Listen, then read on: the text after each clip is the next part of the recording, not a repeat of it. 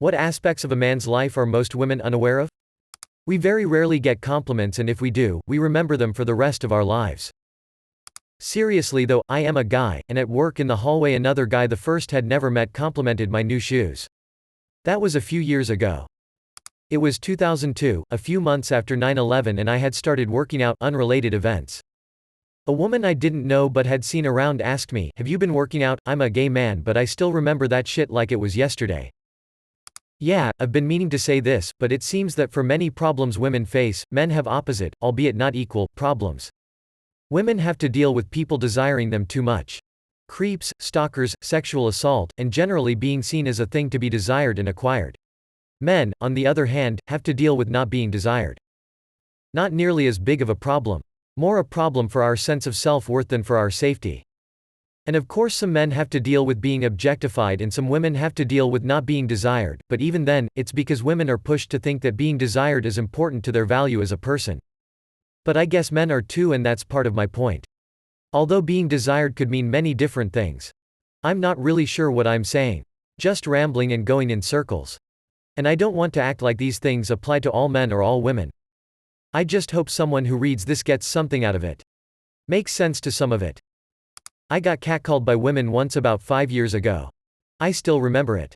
As a single mom, I completely forgot that men have to shave their face, until my then 18-year-old son was getting ready for a date. He had missed shaving under the jaw corners, and when I pointed it out, he sighed and said, "Well, I learned to shave from the TV commercials, what do you expect, OF?" I mean, you probably don't have much experience with it, and I've been shaving for almost 10 years and still miss those spots, so don't worry too much, face with tears of joy.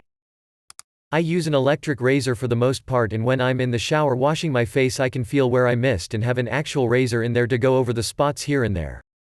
Honestly, it has made shaving a whole lot easier. Just don't get a cheap electric razor and maintain it. A compliment really makes an impression. A girl told me that she thought it looked nice when I had my hair a certain way. I've had that hairstyle for 1.5 years now. Red really looks good on you. Guess who has a damn lot of red stuff in his closet? Well, not a lot, but I too of each kind of clothing for sure. I'm almost 50 and bald now, so this isn't a worry for me, but if this were me when I had hair I'd probably be the guy with the dreadfully out of style hair from the 80s because Sarah told me she liked it in 10th grade. Decided to do my hair differently one day. The girl I had a crush on said it looked nice. I haven't not done it that way since then. Ladies, let's all compliment our man today. As a big, tall guy with male resting bitch face, it both A. Sucks that people seem scared, intimidated by me sometimes. I don't want to harm you or anyone else. And B. Sucks that drunk guys want to fight me for no reason sometimes. I don't want to fight. I don't think I'm good at it. Leave me alone, please. Obligatory edit. Damn, this blew up more than any comment I've ever made. Y'all seem cool. Have a nice night. Yep, I was playing soccer with friends on a weekend, and these girls from our school rolled up. One of them was making a run, and I ran up on her. She literally screamed when she finally looked up and saw my 6'4" frame coming at her. Her boyfriend gets out of his car and runs over, basically already swinging. It's such a joke. As a fellow big, tall guy, I can sympathize. My wife and I have a term for this. We say someone wants to climb the mountain. Of course this was before God and there being a character that I vaguely resemble with that name, though I'm only 90% his size. Coming from a man, if a girl smiles at me, I will remember that smile for a long time. As a woman, I sometimes smile at men in traffic. Seeing their reaction is worth it. Nobody gets hurt because we're all on a mission to different destinations, but I'm pretty sure I made their day. I will probably never get the guts to smile at a handsome stranger face to face. We're likely to have a self-image problem the same way girls do. And look weak if we express it. And, in men's case, something they can't control, their height, can be deeply distressing. Hell, the average height for an American guy is 5 feet 9 inches, and I can't tell you how many dating profiles have casually required taller than that by several inches. The average American woman is just under 5 feet 4 inches. Dick size is another one. My ex just broke up with a guy who couldn't get over how small his arguably average penis was. It really messed with his head in the bedroom. She insisted it was a fine penis. Edit, let's exclude girls who are especially tall, approximately 5 feet 8 inches plus. My ex is 5 feet 10 inches and has reported some serious insecurity issues with BFs. One slapped her, she broke his nose, and he broke up with her because she made him feel like less of a man. I will say, I've met quite a few Japanese guys in Tokyo who like taller women. In heels. Men and women should chill on height, but men should be allowed to air their grievances as long as they aren't being asses. Dads often don't teach their sons about sex. They just expect sons to learn it elsewhere. My dad described sex as the completion of an erection, no joke. That's all I got. My sex talk from my dad was very factual and scientific. He didn't skip any of it, told me all there was about sex, then asked if I had any questions. I asked a few, but really he covered it all. Then he took me for ice cream and that was that. Our sons should learn the same way we did, from the porn magazines that someone stashed in the woods. Which is distressing because so many men, in fact I'd probably venture the majority of them, learn about sex from porn, which is like learning about archaeology from Indiana Jones. Never judge a mont's dick till it's hard, some grow a lot. Also, the size of my flaccid penis varies wildly depending mostly on the temperature. A cold boner and a warm boner are the same size. A cold softie can be a quarter of the size of a warm softie. As a woman I have never understood why anyone would judge a man's dick while it's flaccid. That's like some guy saying ooh you know, I really like you but your vagina just isn't sopping wet all the time, so, yeah, sorry. FFs it's not supposed to be hard all the time lol just like vaginas aren't supposed to be wet all the time. Shit gets relevant when it's go time, not when it's not. I've met some girls in a previous class who thinks dicks are always at max. Mine's an innie when soft, but perfectly average when erect. Shower versus grower. Penises are weird. You know that giant purse you are not paying attention to on public transit? It keeps poking me in the ass. Very specific, but okay. I always get a bit exited when that happens but then I turn my head and it's just a purse. Sometimes we stare into the distance which just so happens to be the same direction your boobs, ass are. Personally this happens a lot and when I realize I just look away really quick. Don't look away, look like you've just blanked out thinking about important things like if Area 69 even exists. Or just staring in the direction of people in my case. Random boners. Between the ages of like 11 to 20, a bloke can have a completely random boner at any time. They don't have to see or do anything that stimulates them. It just happens. That lad in your class who refused to stand at the front to do his presentation today? Ask him again in 5 minutes. As a 63-year-old guy, let me assure you, this problem eventually solves itself. Be 10-year-old me. Wind blows. My dick, ah shit, here we go again. How utterly socially alone we are sometimes. Most women seem to have many friends that they could call on in a second to provide deep emotional support. No guy friend has ever put their arm around me and told me it's going to be okay. I don't know any man I could cry to or just be with if I'm feeling down and desperate. Sure we can relate, and we can complain to each other. We can go out for a drink and talk and listen to problems and give solid advice and be there for the other guy. It doesn't seem the same as the emotional support I see many women have. It's an incredible gift to be able to let yourself go. How utterly socially alone we are sometimes. This is why men are easier to radicalize. I think this is kind of situational and maybe I'm a little biased here. I have some of the best friends in the world I can trust with my life. And not just one of those but more like 5. We have deep conversations about our emotions, life, relationships, and interests. My girlfriend on the other hand never established that type of relationship with her friends. I wonder if it's less gender-based on more where you grew up, your home situation, etc. What's even weirder is when I actually do have the emotional support, I fight it or at least resist it first. IDKY. It's like it's not women's fault but society's for the stigma that me wanting support is weak. Even after I accept it, it feels strange, like I owe them for the help. Super confusing. We like hugs too. And head scratches. And being the little spoon. My girlfriend set up Bumble for our friend who got divorced, and was genuinely surprised that he didn't have any responses from the matches she picked out within a few hours because she's so used to girls getting bombarded on dating apps. I wonder what the sociological reasons are for men overwhelming dating sites. How much pure emotional strength it takes to not fix your balls when they stick to your leg in public. In my head, when I speak, hey Jerry you wanna go grab a cup of coffee before break ends? PFFFT. Other men understand the struggle, and women have no idea what I'm doing when I stick my leg out and vibrate it like a cat. I will always fix mine in public. Or scratch an itch. We're insecure too. Strong men also cry. The constant pressure to succeed even under the most bizarre, complicated circumstances. Please stop telling me to man up because I don't know how to fix a fucking car engine. I went to college for finance. Why the fuck would I randomly know how to fix a car? Or do carpentry? Or cement work? Some men aren't as subjected to this as others. I found the blue-collar, working-class men are viewed as real men. Get your hands dirty. All that jazz.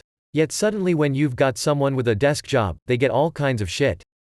Can't tell you how many jokes I've heard about having uncalloused hands. Like seriously? Yo fucking this. I can build you a website, I can build you some software. I can help you organize your finances or give you advice on how to beat Dark Souls. Sorry, that car repair is a gap in my knowledge, sad face.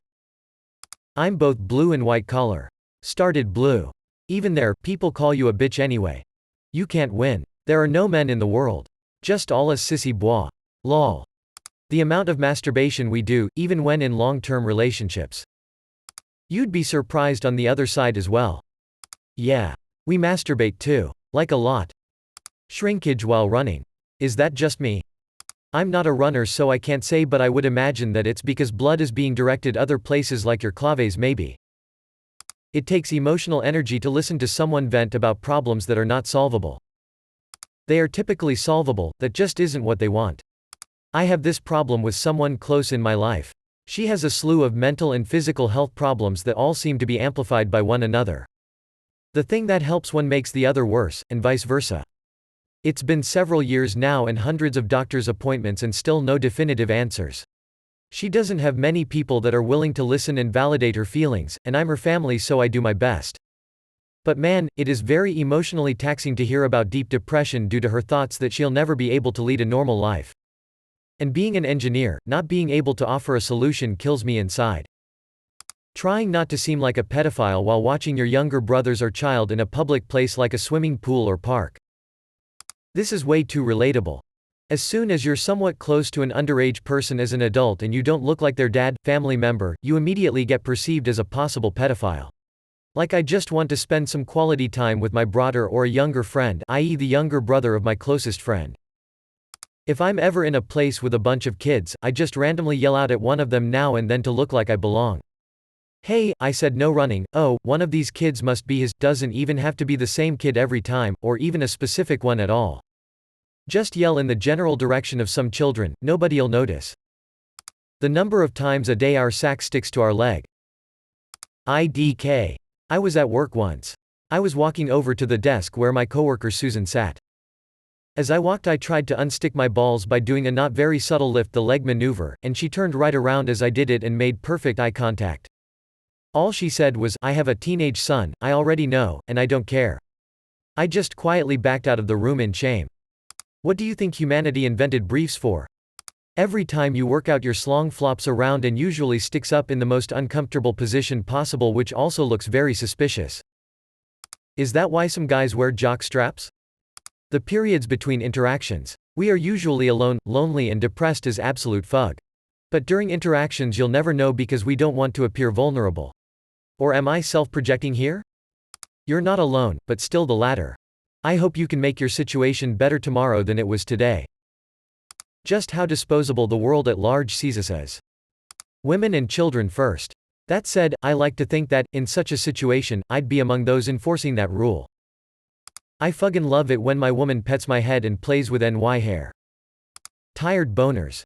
Half the time when I'm forcing myself to stay awake for one reason or another I get an erection I could use to break Captain America's shield, and it has absolutely nothing to do with being turned on. I find just because I'm bearded and sort of thick I'm expected to be ultra-masculine, dominant and in control. Yeah, I just wanna dress nice sometimes and play video games and pet my cat. Being a man is blood in blood out. The only way to become a man is to kill another man and steal his dick. Jesus Christ, you can't just say it like that. I'm not a man, but the whole manspreading thing bothers me. Men have junk.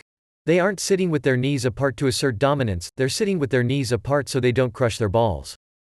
The amount of women who are apparently unaware of this is baffling. I'm a man, and while I don't sit with my knees together, I don't think that's what it's really about. I've seen other men on the subway in absurd, completely unnecessary positions, taking up 2 or 3 seats, while there are people standing on the train, and just not giving a fuck. It's a real cultural thing. These guys just count on everyone being too awkward or intimidated to ask them to move, and it works. Shaving your face and neck sucks. Sensitive skin havers especially. It's hard work bottling up emotions. All the various scratching and adjusting that goes on in a day. Having lived with my girlfriend the last couple of years, this isn't necessarily unique to men. The loneliness. I went to the loo. Not because I needed a piss, but because I just needed a minute to cry it out. I'm not allowed to do that in front of another person, God forbid in public. No Karen, it's not a case of being a man, it's a case of trying not to develop suicidal tendencies. We can't talk about our problems and we're only allowed to cry if our mum dies or something. It's bullshit. We love cute things but expressing it makes us look like creeps. Please tell me you find things cute so I know I'm not crazy. I'm an enthusiastic person and people, men especially, always make me feel like what I'm pointing out as cute is stupid and that I'm childish for liking cute stuff. They will then secretly text me cute cat pics or send super cute memes on Slack, but in public they still let me be considered as weird for loving cute stuff. Let's help each other out a bit. Come on. You're not a creep for liking cute cats at 42, I'm not a kid for liking cute cats at 28. Agreed? Thank you. Most men would absolutely fucking love to be a house husband, but would probably never admit it to anyone, including themselves. Seriously, think about it. Suppose your wife or husband earned enough money and enjoyed their job enough that you could stay at home and contribute things other than money. You could spend all day doing awesome projects that you can enjoy with your spouse. Build a deck. Fix up a cool car. Learn a new language so you can take your spouse and/or family on an amazing vacation for cheap. Learn a new style of cooking. You could have a part-time job doing something you actually give a shit about. You could volunteer. You could quit if it starts to suck. You could start a small business without the having to worry too much about failing. You could be in a band. You could brew beer. You could have a garden. You could get back in shape. If you have a kid, you could take the kid camping whenever you wanted. You could read your favorite books with them. Watch your favorite movies. Play your favorite video games. You could make sure they don't grow up to be assholes. If your best buddies were house husbands or wives, you might actually get to hang out with them. The downside is, it's just not financially possible for most people. The constant putting down of my abilities by other guys who are supposed to be friends or at least acquaintances. As a guy, I congratulate another guy on something he did right, I'm almost always questioned whether I'm gay.